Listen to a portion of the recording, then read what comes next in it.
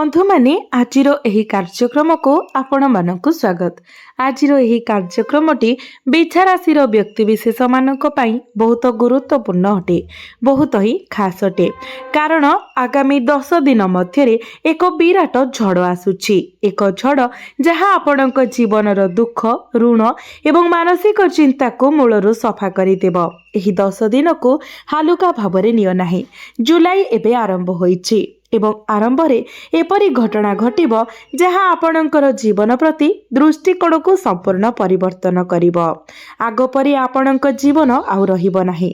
एक संपर्क अछि जहाको आपण गभीर भावरे विश्वास करंती एवं आपणकर हृदय पाखरे रखंती।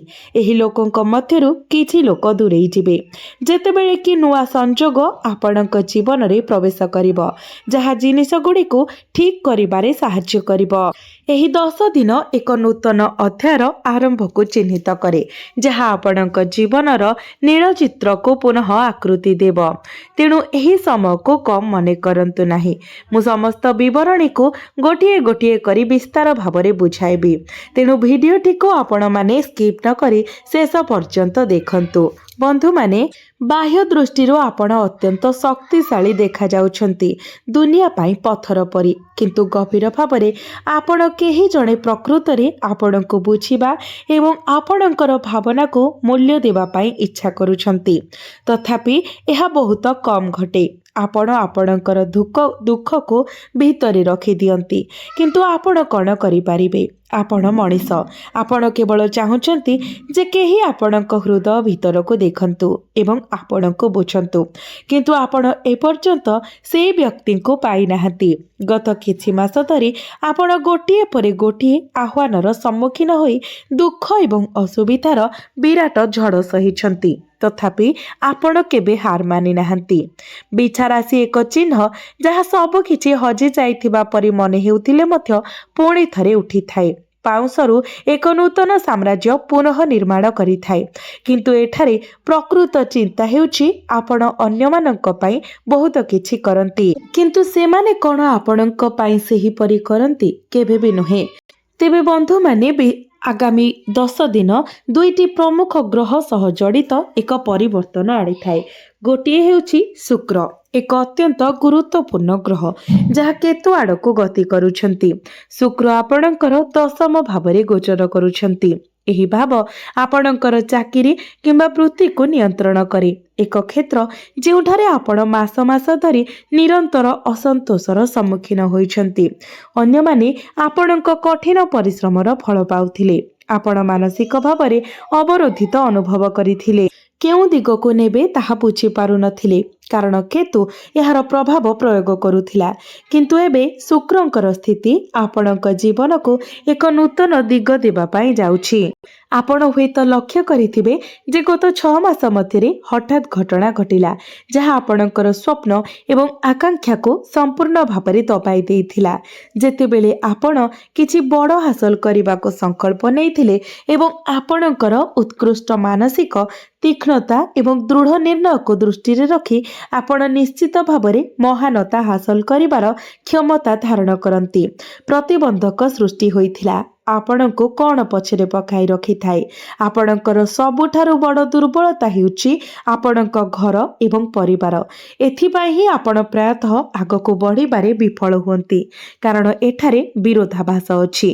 सेही समान घर एवं परिवार मध्य आपणकर सबुठारु बड़ शक्ति, सेमाने आपणकर सबुठारु बड़ दुर्बलता एवं आपणकर सबुठारु बड़ संपत्ति आपणक निज शरीर एवं रक्त। केतेबेले जेतेबेले आपण किछि गुरुत्वपूर्ण हासिल करबाको लक्ष्य रखंती, आपण ताहा करि पारिबे नाही। आपण एक निर्दिष्ट लक्ष्य रे पहुंचीबाको संकल्प नै पारंती। केवल परिवारर घटना गुड़िक हस्तक्षेप करी आपणको ताहा हासिल करबाको बाधा देई थाए। आपणको आपणकर पथ परिवर्तन करबाको बाध्य करि थाए। तेबे बंधु माने आपणक राशिर अधिपति हेउछंती मंगल एवं वर्तमान मंगल सप्तम भावरे गोचर करुछंती। सप्तम भावटी आपणकर वैवाहिक जीवन, जीवन साथी एवं पार्टनरशिप भाव होई थाए। ଏହା ବ୍ୟତୀତ ଶୁକ୍ର ଆପଣଙ୍କର ଦଶମ ଭାବରେ ଗୋଚର କରିବେ। ଆପଣଙ୍କର କ୍ୟାରିୟର ହଠାତ୍ ଗତି ପାଇବ। ଆପଣ ବର୍ତ୍ତମାନ ସମ୍ମୁଖୀନ ହୋଇଥିବା ଚାକିରି ପରିସ୍ଥିତି ବିଷୟରେ ଜିନିଷ ଗୁଡ଼ିକ ଭଲ ନଥିଲା। ଆପଣଙ୍କର ବ୍ୟବସାୟ ସ୍ଥଗିତ ହୋଇଯାଇଥିଲା। ଆପଣ ଅନୁଭବ କଲେ ଯେ ଈଶ୍ୱର ଯାହା ଯୋଗାଇ ଦେଉଥିଲେ ତାହା ଯଥେଷ୍ଟ ନୁହେଁ। ଆପଣ ଯାହା ପାଉଛନ୍ତି ତାହା ଆପଣଙ୍କ ପାଇଁ ଠିକ୍ ନୁହେଁ, ଚାକିରି ହେଉ କିମ୍ବା ବ୍ୟବସାୟ, ଯାହାଫଳରେ ଆପଣଙ୍କ ମଧ୍ୟରେ ଚିନ୍ତା ଏବଂ ଚାପ ବୃଦ୍ଧି ପାଉଥିଲା। କିନ୍ତୁ ଏସବୁ କେତୁର ପ୍ରଭାବରୁ ଘଟୁଛି। ଏବେ ଶୁକ୍ରଙ୍କର ଆଗମନ ସହିତ ଏହା ଜିନିଷ ଗୁଡ଼ିକୁ ଠିକ୍ କରିଦେବ।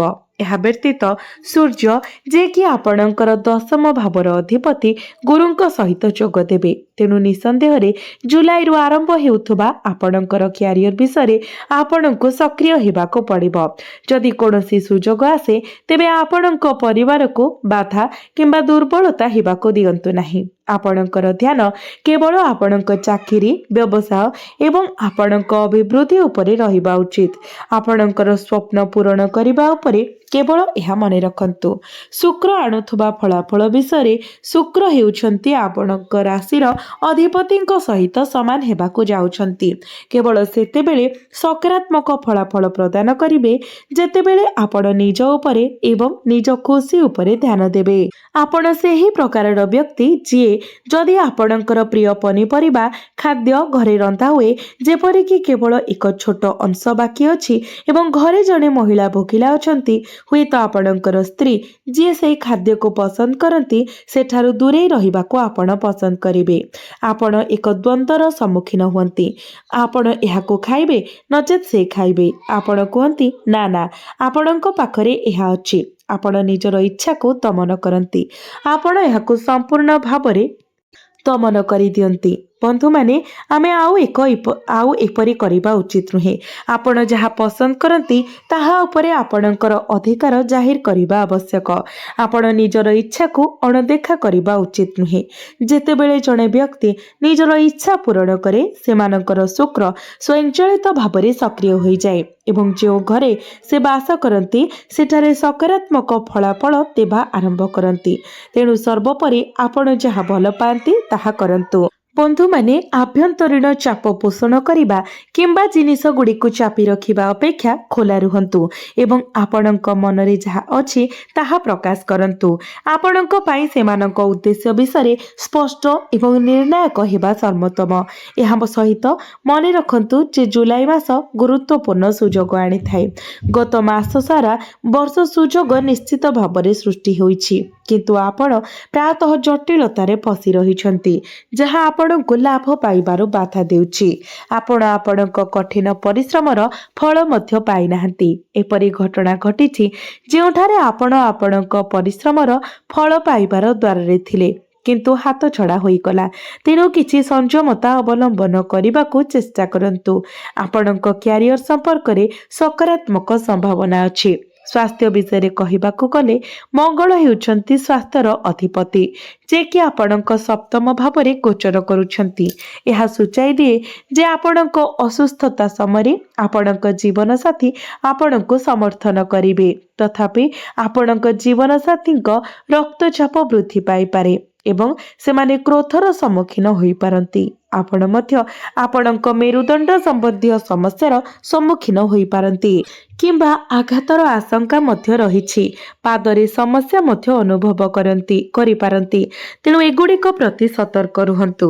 ଏହା ବ୍ୟତୀତ ଏଥିରେ କୌଣସି ସନ୍ଦେହ ନାହିଁ ଯେ ଆପଣଙ୍କ ପ୍ରେମ ସମ୍ପର୍କରେ ଶୃଙ୍ଖଳା ଅତ୍ୟନ୍ତ ଜରୁରୀ। ମୁଁ ଏପର୍ଯ୍ୟନ୍ତ ରାହୁଙ୍କ ବିଷୟରେ କହିନାହିଁ। ରାହୁ ବର୍ତ୍ତମାନ ଆପଣଙ୍କର ଚତୁର୍ଥ ଭାବରେ ଗୋଚର କରୁଛନ୍ତି, ଯାହାକି ସମସ୍ତ ପ୍ରକାରର ଭୌତିକ ସୁଖର ଭାବ, ମାଙ୍କର ଭାବ। ତ ପ୍ରାୟତଃ ଆପଣଙ୍କୁ ଅତ୍ୟଧିକ ଜିନିଷ ଉପରେ ଅତ୍ୟଧିକ ଖର୍ଚ୍ଚ କରିବାକୁ ବାଧ୍ୟ କରେ। ଯଦି ଆପଣ ଏକ ଘର କିଣିବାକୁ ନିଷ୍ପତ୍ତି ନିଅନ୍ତି ତେବେ ଆପଣ ଏକ ବଡ଼ ଘର ବାଛନ୍ତି। ଯଦି ଆପଣ ଏକ ଗାଡ଼ି କିଣନ୍ତି ତେବେ ଆପଣ ଏକ ବଡ଼ ଗାଡ଼ି ବାଛନ୍ତି, ଯାହା ଆପଣଙ୍କ ଖର୍ଚ୍ଚକୁ ବୃଦ୍ଧି କରୁଛି। ତଥାପି ଯେହେତୁ ରାହୁ ବର୍ତ୍ତମାନ ଚତୁର୍ଥ ଭାବରେ ଅଛନ୍ତି, ଆପଣ ଏହି ବିଳାସପୂର୍ଣ୍ଣ ଜିନିଷ ଗୁଡ଼ିକୁ ବୃଦ୍ଧି କରିବାକୁ କିମ୍ବା ପ୍ରଦର୍ଶନ କରିବାକୁ ଆଗ୍ରହୀ। ମୂଳତଃ ଆପଣଙ୍କର ଜୀବନଶୈଳୀର ପ୍ରଦର୍ଶନ କରିବା ପାଇଁ। ଯେତେବେଳେ ରାହୁ ଏହି ଭାବରେ ବାସ କରନ୍ତି ସେହି ଭାବର ଗୁଣଗୁଡ଼ିକ ପ୍ରଦର୍ଶନ କରନ୍ତି। ଯେତେବେଳେ ଏହା ଘଟେ ରାହୁ ପରିସ୍ଥିତିକୁ ଉନ୍ନତ କରେ ଏବଂ ଅନୁକୂଳ ଫଳାଫଳ ଦେବା ଆରମ୍ଭ କରେ। ଏହି ଦିଗଟିକୁ ବୁଝିବା ଗୁରୁତ୍ୱପୂର୍ଣ୍ଣ। ଏବେ ଆସନ୍ତୁ ଜାଣିବା କିଛି ପ୍ରତିକାର ବିଷୟରେ। ଯେଉଁ ପ୍ରତିକାର ଗୁଡ଼ିକ କରିବା ଦ୍ୱାରା ଆପଣଙ୍କୁ ଅଧିକ ମାତ୍ରାରେ ଶୁଭ ଫଳ ପ୍ରାପ୍ତି ହେବ ଏବଂ ଯାହା ସବୁ ଅଶୁଭତ୍ୱ ରହୁଛି ସେଗୁଡ଼ିକ ମଧ୍ୟ ଖଣ୍ଡନ ହୋଇଯିବ। ତ ବନ୍ଧୁମାନେ, ସେଥିପାଇଁ ଆପଣ ପ୍ରଭୁ ଗଣେଶଙ୍କୁ ପ୍ରତ୍ୟେକ ଦିନ ଦୁବ ଅର୍ପଣ କରନ୍ତୁ। ପ୍ରତ୍ୟେକ ବୁଧବାର ଦିନ ଆପଣ ପ୍ରଭୁ ଗଣେଶଙ୍କ ମନ୍ଦିର ପରିଦର୍ଶନ କରନ୍ତୁ। ଏହା ସହିତ ମୋତିଚୁର ଲଡୁ ମଧ୍ୟ ଅର୍ପଣ କରନ୍ତୁ। ଆପଣଙ୍କର ଯାହା ସବୁ ଅଶୁଭତ୍ୱ ଅଛି ସେଗୁଡ଼ିକ ଖଣ୍ଡନ ହୋଇଯିବ ଏବଂ ଆପଣଙ୍କୁ ଅଧିକ ମାତ୍ରାରେ ଶୁଭ ଫଳ ପ୍ରାପ୍ତି ହେବ।